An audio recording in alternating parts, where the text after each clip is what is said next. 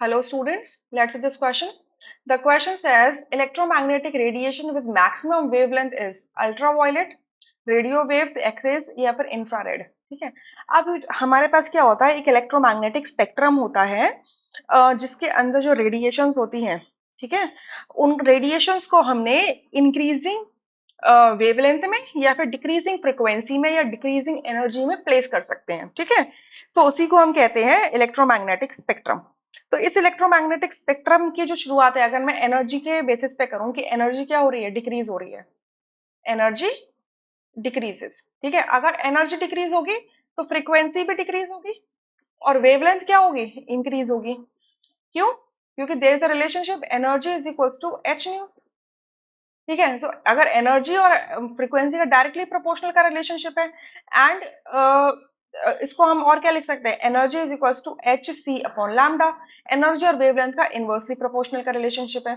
सो यहाँ से क्या आएगी, सबसे ज्यादा जो एनर्जी होती है वो कॉस्मिक रेज की होती है, then gamma rays, then X rays, then UV rays.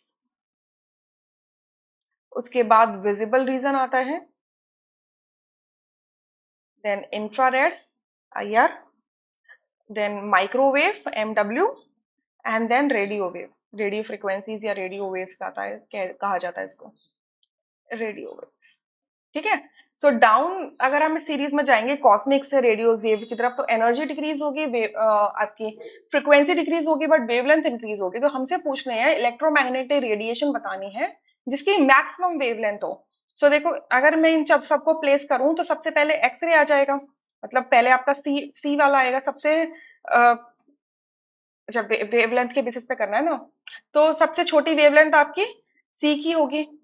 ठीक है. उसके बाद आपकी अल्ट्रावायलेट्स की होगी, एक ही होगी वेवलेंथ. फिर उसके बाद में आपकी इंफ्रारेड की वेवलेंथ होगी और सबसे ज्यादा वेवलेंथ किसकी होगी, रेडियो वेव्स की, बी में. सो हमसे मैक्सिमम वेवलेंथ पूछिए, यानी कि बी ऑप्शन यहाँ से करेक्ट होगा. Rest are incorrect. I hope you understood. Thank you.